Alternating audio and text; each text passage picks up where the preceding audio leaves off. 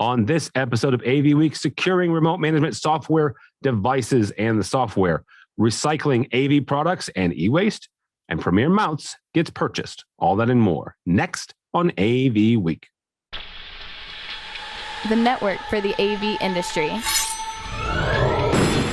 What are you listening to? This is AV. This is AVNation. This is AVNation.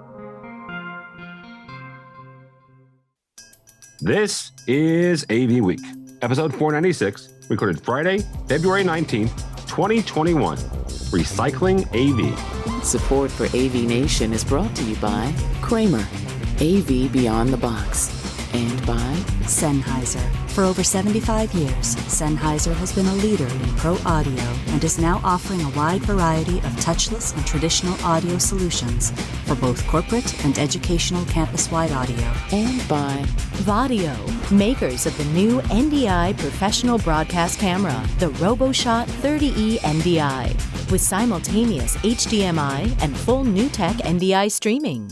This is AV Week, your weekly wrap-up of audio-visual news and information. My name is Tim Albright. I am your host. With us to discuss the news and information we have gathered this week, we will do ladies first. Charmaine Torella. I say it that way because I can't say it the other way. So go ahead and say it, Charmaine. Charmaine Torella. Thank you, ma'am. And I am from Verix, Global Managed Services Manager. Excellent. Also with us is Mr. Dave Hatz, who has a brand spanking new job. So I'll let him introduce where he's from now. But he is an old friend of this program. Welcome, sir. Thank you for having me, bud. Yeah, just fresh in the reins a couple of weeks here as Vice President of Technology for Room Ready. Yeah, absolutely. Congratulations there. And a young man I met in Amsterdam a number of years ago at ISE, David Capini from Matrox. Welcome, sir. Thank you. You already got my name, so. First story for today. Premier Mounts, good Lord, has been purchased by Gamber Johnson. Gamber Johnson purchased them this week. If you're not familiar with them, they are a mount manufacturer for all sorts of things. CEO of Gamber Johnson says Gamber is a market leader in mounting technology in mobile environments, where Premier is a leader in mounting displays in static environments. The combination of these two market leaders will genuinely create results greater than the sum of its parts. Charmaine, we'll start with you on this when it comes to working with clients and looking at, a new merger and acquisition. What does it do when you're trying to, put in a system, work with a client, work on a design, and a new merger and acquisition comes in, and suddenly, a product has a new owner?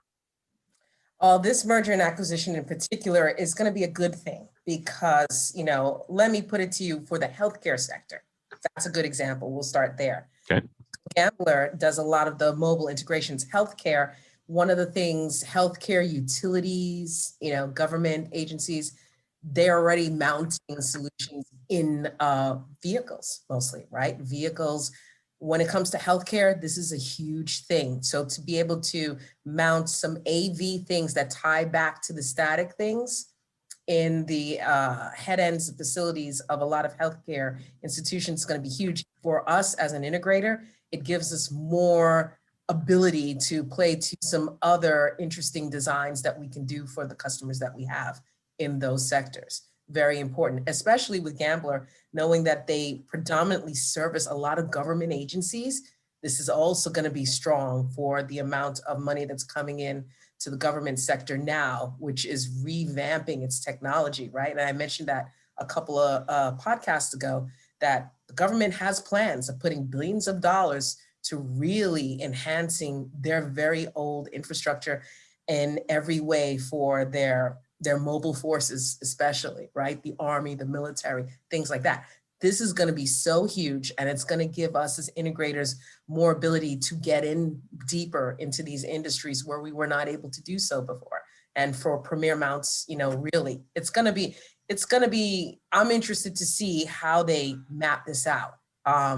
Very excited and very anxious to hear more about it. All right, very good. Mr. Hatz, same kind of question is as you're designing systems, and Charmaine mentioned actually an element that I didn't even think about, and that's the DoD segment in the government sector.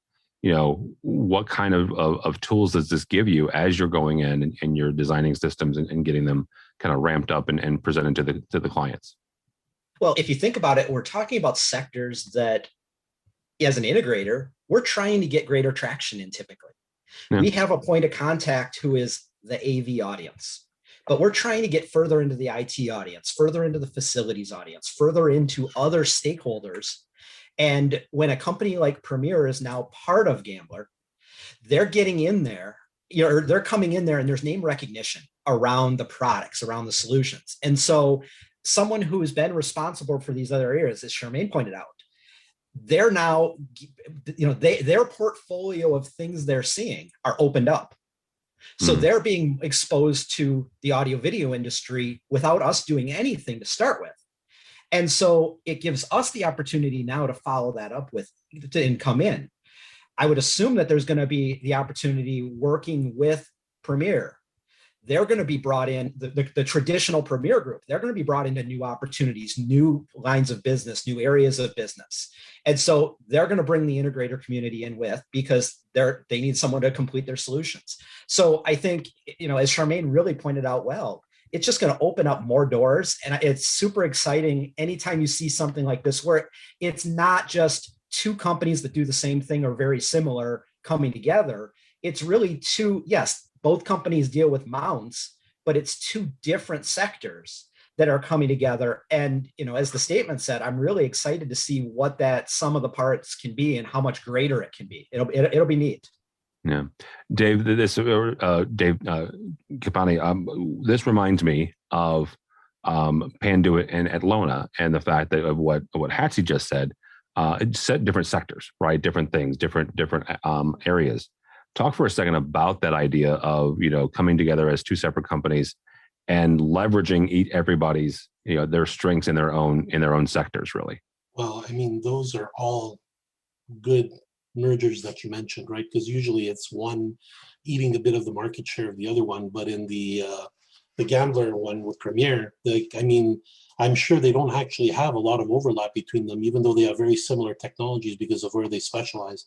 So that union is fantastic, because there's so much of that Venn diagram that's unique and not overlapping, yet they're all in the same space. Really, it's a valuable move. And although I don't deal with those companies directly through Matrox, it's our customers that will deal with them. But all of our video wall customers and everything that Matrox sells is multi-display. So, those mounts are a big part of our customers' downstream business. And if we look at Panduit and Atlona, you have a great match up there, right? Because Panduit is the cabling and the connector guy and the audio guy through some other acquisitions, and meeting them up with Atlona is a really good matchup because they're completely complementary. So those are great mergers. When I see those, it's really exciting because it's purely additive. When they both do the same thing and they just ate them for market share, it's less interesting or less exciting. So this one's really a great merger. Yeah, absolutely. And the Atlona Panduit one was one 2 years ago now. I wasn't quite what to make of it at the time. Happy for the folks at Atlona. But yeah, I think it's good. And there's been other mergers, like Belden bought up Grass Valley, for example. Belden, a complete cable maker, and they bought a broadcast company, completely asymmetric, or Think Logical, as a KVM company. So those are great additions because they sell a lot. They touch those markets now from two very different perspectives, and they actually end up doing a good job of leveraging their technology that way. Yeah, so absolutely. Good for them. And maybe we should be selling more cables, because these cable guys seem to be doing quite well. There is something there. Absolutely. Yes. Next story comes to us from our friends over at Commercial Integrator. The FBI is warning groups using remote desktop software, sharing software, to be careful after a Florida water system was allegedly hacked using TeamViewer. Mr. Hatz, I'm going to pick on you for a second, because you've had your hand in some remote monitoring software once or twice in the last, 5-10 years. Let's talk for a second about security. This is a whole nother level of AV security that we really haven't covered, at least not here on AVWeek. There are integrators, there are dealers that use remote monitoring software, remote software every day of the week, right? there are higher education institutions that use it every day of the week, especially since COVID, when you're trying to get into your systems remotely is incredibly important. Let's now talk about the security of remote monitoring software. How do you, first of all, this is a dumb question, but how important is it? And then secondly, how do we make sure that it's secure? Well, so to how important it is, I'm going to sort of channel my inner Bradford here. And anytime you are accessing a client's network remotely with software, you need to be aware of the liability that you are accepting because of it. So how important is it? It's paramount to get it right. So, it really comes down to making sure you have a strategy for how you are going to remotely access your clients' networks or your vendors or whomever. And if I look at it, there's really 4 areas that I start with, and this isn't the end, but I start with. And the first is upfront, you must have a discussion with your customer about the fact that you are going to be remote accessing a portion of their network through whatever, whether it's software-based like a team viewer, whether it's you're going to be accessing equipment directly. You need to be upfront with your customer, and you need to have that discussion about how that is going to be executed. Many customers have their own policies that dictate the only acceptable manners, and you sure better align with those. And if they don't have those hard restrictions, then that's where it opens the opportunity for you to come in with your defined strategy and to share it. So second then is having multiple layers of authentication. There's many ways to implement this, but really at the minimum, you need to make sure that your users and the equipment or systems that you're accessing have strong credentials, have multi-factor authentication, and are protected from someone just capturing a single password and getting access. And I look at it just in my own personal life even. I only probably know 1 or 2 of my passwords, frankly. Everything else that I access is in a password vault that I have the ability to access when I need it to pull out the encrypted 26 whatever character random generated password. But that's the way we need to be looking at it when we're securing our customers' systems. Third then is limiting the access to those credentials even, adopting the principle of least privilege as it's known in the IT world. Making sure that there's policies in place as to exactly who has access, when they have access, and how they're going to access it, so that either the customer or the integrator has the ability to pull the plug at any point if there's ever a question of anything. And then fourth is the audit trail, that you really need to find a strategy where you can audit every action that you and your employees are taking. So again, if an incident like this ever occurs, you have clear documentation, exactly what happened, by whom, by where. There's some tools out there that go as far as video recording every session where a user accesses a computer, and every move of the mouse is recorded. Every type of the keystroke is monitored. And there's a lot of value to that. Now, that comes with a cost and complexity, certainly, but there's a lot of value to considering something like that, depending on where your needs are. But at the end of the day, we hear about these worst case scenarios, the Home Depot and the Targets of the past. You hear about things like this. What we don't hear about is how frequently smaller access breaches occur. And every one of those poses liability to an integrator, to a manufacturer.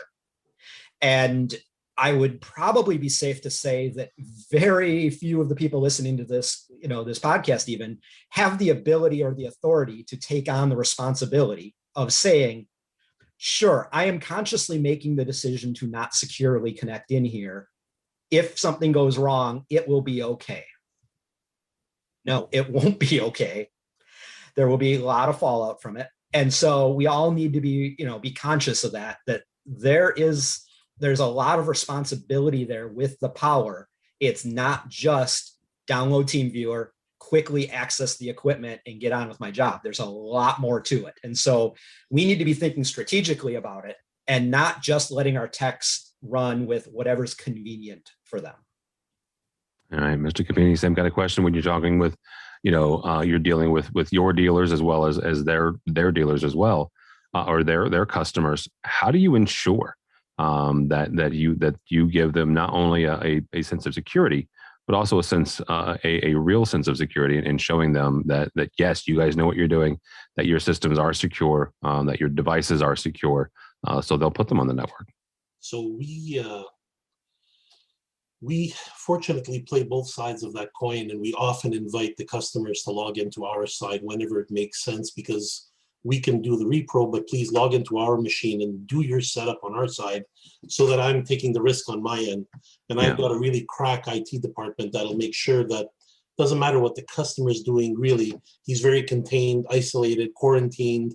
And even if he has a breach on his end, it's limited in scope as to what can happen. So this is obviously the best way I can take full responsibility for what goes on. But oftentimes that's not possible, and we do need to log into the customer. And I think David hit on all the good best practices. But let's be careful. I mean, the weakest link, somebody's got a password that they've shared with 25 people, like in the Florida example. One of the ways they got hacked is everybody at the power plant all shared one account and one password. I mean, talk about bad best practices. And so the one thing maybe I would add to Dave's list is internally, and he's doing it, but is you got to keep educating your people and just reminding them how important it is that, we're putting other people at risk, and maybe it's technician to technician. And so you guys are just trying to get your daily job done. But in reality, like, we're servicing a company and it's our reputation on the line. We certainly don't want to put that at risk. So we're very careful. And then, we've instituted a lot of security change in the last 2 years, even in the way that we develop product. And even on that end, I'm sure that there are 50 things we're not doing yet, because there's no end to the amount that you can pay attention to security. And so it's a constant review, and we'll improve. And then next month we'll add something else. And then, at one point it was fine to do a vulnerability scan once a year. You did it, it was done, and forget it. And, then after a little while you realize, well, not all the tools report the same thing. Maybe we'll run multiple tools. Hey, wait a minute, maybe we should be running these, on every weekly build and then every daily build. And eventually, you keep looking at it as a constantly improving thing. And I think it's really important, because really we're a safety net for the downstream smaller guys that maybe don't have the means or the capability, the sophistication in some cases to handle it. And even the bigger guys, like I said, it's one weak link. One of our encoders that leaves them an open channel to the outside is terrible for us. So we certainly don't want to be responsible for any of those types of things. So, we really do try our best. And I know that's maybe a weak statement, but it is something of constant effort, right? We're never done, constantly improving it, and it's the best that you can do, and just keep always at it. And, in bigger companies like Matrox, we have dedicated security people who review our products and keep going at it. Maybe if vendors are finding themselves in a weaker spot, maybe sometimes you want to graduate to a bigger company. I mean, in terms of where you're buying your equipment, or making sure that you audit your supply chain, right?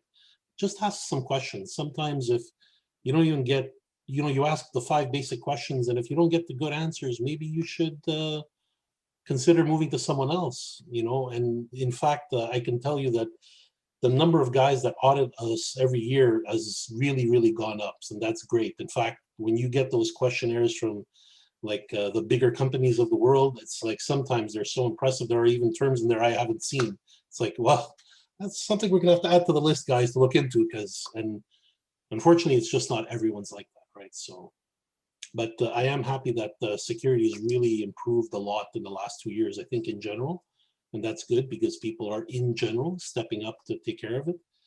But until everybody's running the education, bad practices like still running Windows 7 and still running one account for multiple users with one simple password. I mean, you could do everything in the world, and it just takes one event like that and it just fails completely.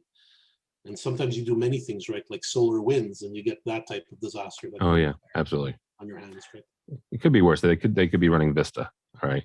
So, you'd be surprised that we actually had some of our larger customers can finish, just last year, finish their migration to Windows 7. I'm talking no, to Windows 7, no not comment for from Windows 7, right? All right. So that was a multi-year effort. I'm very happy for them. Good night. All right. Charmaine, something that Hattie said here is being upfront with your customers. Two things. How do you have that conversation? And what do you do if they're like not as concerned from a security standpoint as maybe you are? And they're kind of lackadaisical, like, we've got passwords on sticky notes on our front door. I don't know. You run. Sorry. That's what you do. I've had this conversation with plenty. So the first part of your question, let me go to the second part and work my way back. Yeah. If the customer doesn't, if you have this and they're like, and like I said on a few podcasts before, I've dealt with government clients that are like local government clients, which are like, shoulder shrug. I'm like, run. Inside, I'm like, I gotta run. Okay, so I try to educate them as Dave C says, try to educate them. And if they catch on, then I'm like, okay, I won't run. But when that happens, you try to educate the customer. Education is the key. If you take what Dave Hatz and Dave Cipriani said and spliced it together, that's a drop the mic response to the overall question of this, right? You have to, it's education, but also a strategy. You have to, as an integrator, have that strategy, and you also have to keep educating yourselves as well as that customer. If they don't understand this, run, educate, and if they still don't, run, because you don't want to get caught in a situation where you educated them, they still didn't get it, and then you try to do this and something goes wrong, and it could be on their end because they don't understand, but they're going to look to you. The client's thing is it's your fault until it isn't. And then you're in a situation, you don't want to get caught in that. The first question again was? How do you have that conversation? How do you start that conversation about security and making sure that they understand where you are and what they need? Well, you also have to find out who they have on their side, the client side. You have to assess their team and their resources, right? Do you have this IT person? Get me involved with that side. This is where IT, we know that IT is constantly creeping in and seeping into the cracks of AV. Here's an example, right? You're not going to be able to avoid tying and talking to the IT side of your clients any further. This is the time you have to get smarter as on the AV side, integration side, especially if you're doing the service. You must get smarter, and you must be able to hold your head with the same resource on the client side and be able to hold up to that conversation. You have to do it. And you have to start by asking, who are the people involved on this side that are in charge of security, network, your network engineer, all of that, your network topology. These are the conversations at AV we don't know how to talk to. We got to get better at it. We got to get a strategy to it. We have to educate ourselves and develop that strategy so we can educate the customer. Because like both Daves have said, not every customer is going to have that, knowledge. And it's our job. They're looking to us to be that leader. We can't say, oh, you tell us. No, we're the leaders. We have to become that subject matter expert now. I think the other piece of it too is this really needs to start in the sales cycle. And I'm not saying every seller needs to be capable of having the details of this discussion, because that's not realistic. But we need to impress the importance of this on our sales community so that as we're scoping engagements, as we're talking about what's the realm of possible with our customers, we're also impressing on them that part of the discussion that we have either now or in a little while is going to need to be focused around IT security and IT access privilege and what we're going to put on your network and how we're going to configure it and where it communicates to and all that, the wider discussion. But we need to be having that, setting the awareness up front that we have a strategy to deal with this.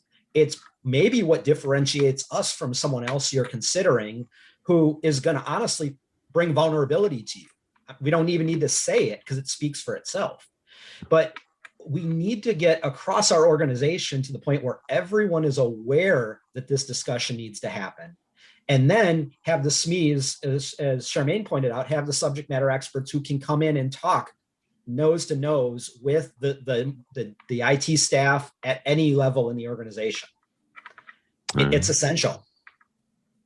I agree with that, but and that is absolutely essential. It'd be interesting to see if a Vixa or NSTA or we can come up with, salespeople IT security training. So that'd be kind of cool. Last story here comes to us from our friends over at Innovate on the Net, talking about e-waste. From the article, quote unquote, one of the fastest growing technology sectors is old equipment. Over the past 5 years, the amount of e-waste, electronic waste, grew 21% to 53.6 million metric tons. That means that things like copper, iron, gold, all that stuff, it's getting burned up. It's getting thrown in the landfill. David Kapani from Matrox, from a manufacturing standpoint, this is kind of an overarching question to all three of you, but we'll go with you first, David. What can we do as an industry to encourage this to the end users, to the folks who use this technology, and take out the old technology on a daily basis? Because those are the folks who really are the kind of they're the last step there. So what they do with it once they take it out and replace it with new is kind of important. So how do we get this across to those folks? So there are some good programs out there. Unfortunately, they don't cover everything. So the manufacturers at the beginning should absolutely embrace the programs that do exist, because they do get used, and we can vouch for that. We do get a lot of people that do take advantage of them, but a fraction really of the overall volume that leaves. And I think that supporting those programs and putting them onto your product, like we regulates it, but not all of them are as visible. And so we participate in those, and there are jurisdictional issues where some countries have some things and some countries don't, and it's a little more popular in Europe, maybe a little less popular in North America, and so on and so forth. But at the minimum, we should all be embracing those programs, and then wherever we can, let's go a little bit above and beyond. So for countries that don't do it, Matrox does advertise, contact us, and we'll actually take the charge of bringing back the equipment on our side, and we'll take care of disposing it. So we make it easier for some of our customers to let us know about that. And, going another step beyond that is try and design products that are very upgradable and software related, so that you can keep enhancing them going forward. I mean, most Matrox products that go out into the field, it's, very typical that they can get service for them for 10, 15 years, no problem, even though I'm sure not all of them are used for that long, but there are some people that do want to keep it if it's doing the job. So why replace it just for the sake of replacing it? Build higher quality parts, make sure they're software upgradable and programmable, make sure that they're serviceable. And, we typically plan for 10-year minimum, but usually we can go way beyond that. We just got one the other day. I think it was like 26-year-old product, and somebody had a problem with it. And he goes, look, I don't want to redesign this piece of equipment. Can you fix this? And sure enough, we were lucky if we actually had a couple. But okay, that's not common. We talk about it because it's the exception. But point being, I do think that companies need to be socially responsible, and sometimes we need to step above and beyond the, it's not all about profit. And if everybody does their little piece of taking care of the world, it's better. And a lot of the minerals, the metals, are expensive or not so good to throw out either. And unfortunately, okay, we have to use them in our product. Well, let's have a way of getting rid of it or taking care of it, right? If when the time comes. So I think if everybody did their part, we'd be way better off, right? And so Matrox definitely lives by that mantra. All right, very good. Charmaine, some kind of question is when you're dealing with your customers and you're talking to your customers about a new project, about a renovation, where in that chain can we start having the conversation about e-waste and AV waste? As Hatsy says, right up front. So up front, I love saying Hatsy. I'm sorry, Dave. I hope you don't mind. I know you and Tim, that's your nickname, but it sounds so good. But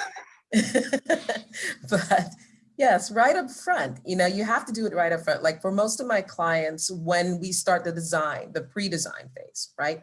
We talk about if it's an upgrade, if there's equipment we have to decom, right? We talk about, okay, do you want us to e-waste it? And we kind of plan and budget for that within the design of the project. So upfront. And the reason why we do it upfront, because, e-waste, if you are part of the right program, you do this right, you can earn some money. especially now if you look at the stock market and you see how copper has gone up, right? And look, hey, that stock has really improved over some time. And a lot of, the materials that we're decomming has a lot of copper in it. And there is money to be earned from being part of a proper e-waste program on the back end. For the client's purposes, it's convenience. They don't have to pay someone. Usually a client has to get a sub to e-waste things for them. And sometimes they only have a certain window where the sub will be around to take the stuff off their hands and whatever. If you incorporate that into the project at the beginning, you alleviate that pain for the client. They don't have to worry about doing that and finding another person to do it. Make it a one throat to choke scenario. And they will definitely pay for that. And you can take care of, that cost and also earn some money on the back end as an integrator. I never even thought of that. All right, Hatsy. How do we do this? And the other question is, you've got an interesting kind of backstory about recycling in general. Well, I do, and I know sent you last night a note that I've been recycling's been in my blood, literally. My great aunt was actually the one who devised the system for the triangles and the number on the bottom of plastics. So the 1, 2, 3, 4, 5 you have on the bottom of plastic containers, she is the one who implemented that in the early 80s. So, and one of the favorite sayings that she had was, "Waste is not waste until it's wasted." And so if you take that to heart, we have the opportunity as a community, vendor, integrator, consumer, we have the opportunity to find the right purpose for all of the things that we otherwise would have put in the landfill. That can start with as simple as, the idea is here. It can be, we just donate it to a church, to a school, to a nonprofit that otherwise would be without the product. Well, now it's not wasted. Take the next step. As a community, we need to drive better awareness that it's not acceptable to just go put it in a dumpster. Just because it fits in the dumpster doesn't mean that's the right answer. And certain areas of the world are further along on that journey than others, but it's a drum that we need to continue to beat. And with that awareness then becomes, Charmaine brought up some awesome ideas about how, as a service, integrators can make it easy for the customer, can make it financially advantageous, which is a good way to get people's attention, quite honestly. And I think it's honestly not one big effort. It's lots of individual little efforts, little bits of awareness, which over time will build up to something better. And, it's something that I think, we hear, it sort of goes in waves where we hear it as a talking point, and then some actions are taken, and then we don't hear about it for a little bit. And so I think the reality is the fiscal side of things is starting to bring it back to the forefront. The fact that the metals are expensive. They're even more expensive to dispose of. So I think, all of the ideas that David and Charmaine threw out are phenomenal. And we all just need to do a little bit at a time and bring it to the discussion point. Even if it doesn't necessarily get traction the first time you bring it up, keep beating the drum. Keep making sure that waste isn't wasted. All right. That'll be a good place to stop. Thank you all so much. Charmaine Torella from Barracks. Thank you, ma'am. Thank you, sir. You can find me on LinkedIn and Twitter. Just type in my name as spelled, Charmaine Torella. All right. Very good. Hatsy, how do people connect with you now that you've moved, places and stuff? Although you're still in Chicago, though. I haven't really moved at all. So, and just for the record, Hatsy is the most bizarre Chicagoan because he's a Packer fan. God bless it. Being a Packer fan in Chicago is the gift that keeps on giving, my friend. Every November, December, it's like a Christmas comes early. You suck. I love you. For those of you who have never watched this program, I am a huge Bears fan, Chicago Bears fan, and Hats is my arch enemy on that one. So go ahead. How do people connect with you now? Best way is find me on LinkedIn. I'm on the Twitters occasionally. Otherwise check out roomready.com as well. All right. David, thank you, sir. How do people connect with you or Matrox? LinkedIn, and I'm sure that if you go to Matrox, and people know me, so they'll track me down. All right. Those are always the scary ones, though. For me, for Tim, don't follow me, but go by the website, AVNation.tv. That's AVNation.tv.